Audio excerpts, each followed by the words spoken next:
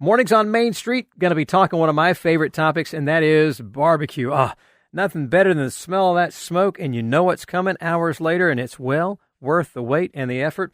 And here's a guy who knows that better than anybody, and I do mean better than anybody. He is the winningest man in barbecue, world-renowned barbecue pitmaster, four-time barbecue champ, TV producer, author, and all-around good barbecue guy, Myron Mixon with us. Myron, good morning. Thanks for joining us, man.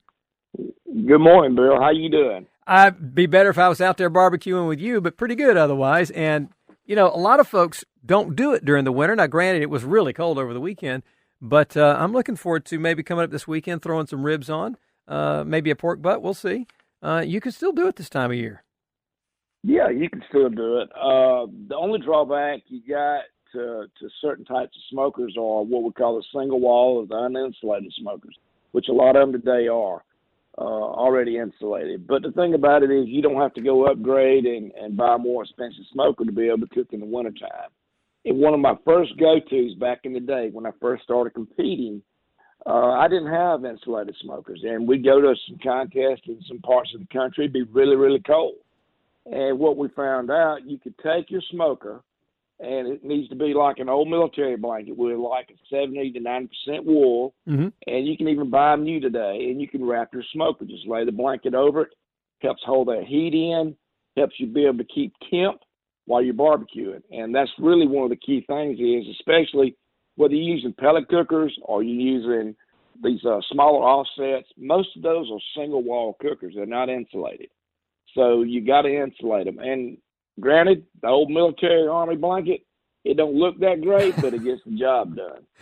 That's all that matters. That's all that matters because you got good barbecue coming out the other end of that. Myron Mixon, our guest this morning. So, I know that this year has affected a lot of folks. More folks are cooking at home now than ever before. They're trying to get into this sort of thing. So having you on to maybe give them a little hand going into 2021 is great.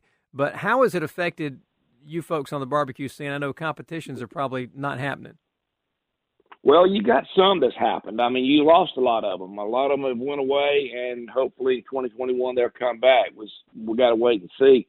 We did have a few contests this year, but they only allowed the competitors in. They didn't allow spectators to come into the park or the fairgrounds or wherever the area was where we were actually competing. So it was just the teams themselves who kind of isolated themselves to each other until their group. And it was a lot different. I mean, you expect people to be walking by and asking questions and, oohing and ahhing over the trailers and the smokers, but they wasn't there. It was just the teams. When you're at events like that, or even when you're just doing your thing on TV or doing interviews like this, what's the question that barbecuers out there, guys are trying to up their game, gals too? What's maybe some of the common questions that they ask you and things they want to know? Well, a lot of the questions, one of probably the most asked is about injections. Everybody asks about injections, whether you're injecting, pork butts or briskets or even ribs and chicken. They ask, about recipes for those meats and those injections. And because that's got to be a big thing. I started doing it in 1996.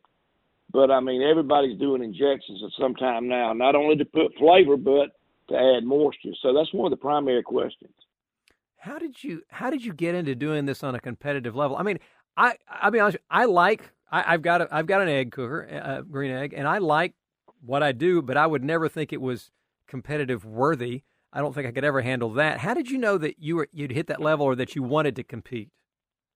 Well, I started barbecuing with my dad. My dad had to take out Jack Mixon. That's where my team name, Jack's Old South, comes from. It's named after him. And he had a takeout barbecue business. And he started me off along with my younger brother. I was 9 years old. He started me off helping him at his takeout barbecue business. And he did old school, where you burn the wood down, make the coals, shove the coals. Oh, wow. Now, he didn't start me out to make me a well-known barbecue pitmaster. He started me out because I was free labor. And just like my brother, we toted the wood, we did all these things, and maybe even under protest as a kid, you still learn something. And as I got older, I got better at it, and with his guidance, and it came a time where we got the Big Pig Jig, which is a big contest that's been going on since 1982 down here in my neck of the woods. And I went out there and watched some of the teams competing, and I said, my dad's been working me to death, and, I've learned this stuff. Really didn't know I'd learned it, but I had. I said, I can do this.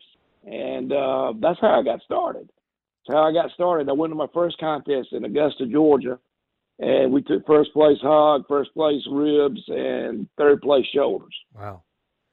And you were right. You were built for it. That's for doggone sure. And Myron, as somebody who is certainly a neophyte in this sort of thing, I know people ask you about injections. That's one of the questions. What do you see when you see other folks, maybe the big mistake that maybe me as a novice would make in preparing meats? For example, I've done brisket 3 times. It worked out great the first time. The next 2, not so good. It's a tough cut. Ribs, I think I've got that down. Pork butt, pretty good with that. But what are the mistakes that I might be making? What are the most common things that we make when we try to get out there and do it? One of the most common things, every protein that you cook has a perfect internal doneness. I mean, where that meat thermometer, if you've got one, you need like an instant read. You need it where you slide that meat thermometer in there, it gives you the internal temp quickly. What that does is more accurate because it's quick, but it also lets you get the lid back down that smoker where you're not losing heat. Mm-hmm. With that being said, though, every protein, like I said, has got a perfect internal doneness. And you want to cook that meat. If you're cooking chicken, if you're cooking white meat chicken, which is breast meat, you want to make sure you pull it at 160 to 165. That's where it's perfect. Dark meat is 180 to 185. That's the legs and the thighs. That's when it's perfect. Brisket, if you're doing a whole brisket or flat, doesn't matter. When that brisket hits 205 degrees, it's perfect. Pull it. Pork butts, 200 to 205. That's when it's perfect. Pull it. Always cook with that meat thermometer. Don't try to be like my dad. My dad never used or owned a meat thermometer. He didn't have a gauge on his pit. But, I'm not claiming to be as good as my dad, but we need to cook, all of us, by that meat thermometer, and your product will turn out a lot better. You're not going to be undercooked. You're not going to be overcooked. You will pull it at the optimum internal temp every time. And that sounds really, really simple, but you will be amazed at how many folks don't actually go in and use that meat thermometer to be able to go in and pull that meat at the proper internal temp. Yeah, you don't want it underdone, certainly, but you don't want it overdone because then it's dry. And why did you take all that time at that point to do it that way if it was going to come out dry? Well, there's a lot to be said about using feel. I mean, I do it, but I always go with that meat thermometer first, and then I might take my ribs and try to do that little tear deal and feel if it's really tender. But always go to your meat thermometer. Don't depend on, I see people do steaks. They want to do that dimple thing and all that. If you want a medium rare steak, 125 to 128. Medium, 145. Meat thermometers ain't gonna lie to you. Your little dimpling with your thumb or pinching it or whatever you want to do, that ain't necessarily gonna be accurate every time. Yeah, if you want it right, get the right gear, and that's pretty important right there. Myron Mixon's been our guest this morning. Of course, he is the winningest man in barbecue, 4-time world barbecue champ, and you see him you're all over the television, man. Barbecue Rules, Smoked, Barbecue Pitmasters, Barbecue Pit Wars. I mean, that's all you do. I don't know how you time for anything else, but do you really need time for anything else but barbecue? That's my personal opinion anyway. Oh, I mean, the thing about it is I don't get to compete near like I used to do 45 contests a year. Good grief. I did that for 15 years. Now I'm lucky if I get to do 4 or 5 maybe in a year, but I'm still doing barbecue. We got 2 barbecue restaurants, a third hoping to open up in February in New Jersey. Oh, wow. We got one in Miami. We got one in Alexandria, Old Town, right outside of D.C. Hoping to open up one in Hoboken in February, New Jersey.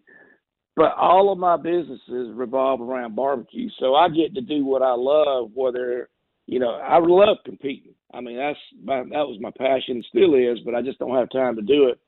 But I still am around barbecue every day, whether it's doing my classes, whether we're doing getting ready for the next cookbook or whatever it is, it revolves around barbecue. Just like sitting here talking with you. this is fun, but I'm still getting to, I'm talking about barbecue. I mean, they ain't many folks get to make a living doing what they love to do, but Myron Mixon is one of those people that does. Well, Myron, I can tell you this. I'm sorry you don't get to compete as much as you used to, but those who are also competing are glad when you don't show up because you're a tough one to go up against for sure.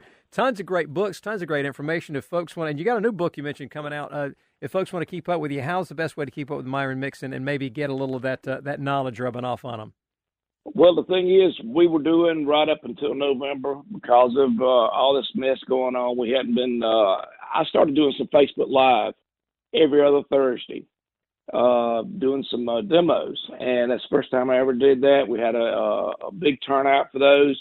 We're going to get back started doing those in January. So, and people can go to my Facebook or Instagram. They can go to my website, myronmixon.com, keep up with what's going on, and tune in on me when I'm doing my Facebook Live, and maybe you can pick up some pointers. There you go. Always great information. Always the best barbecue. We're talking to Myron Mixon. Myron, thank you so much for sharing some time with us. A busy guy. I'll let you get back to the barbecue, and we look forward to seeing you in all of those venues. Thank you for taking time with me, and hope you have a great new year. You too, Bill. Thank you, brother.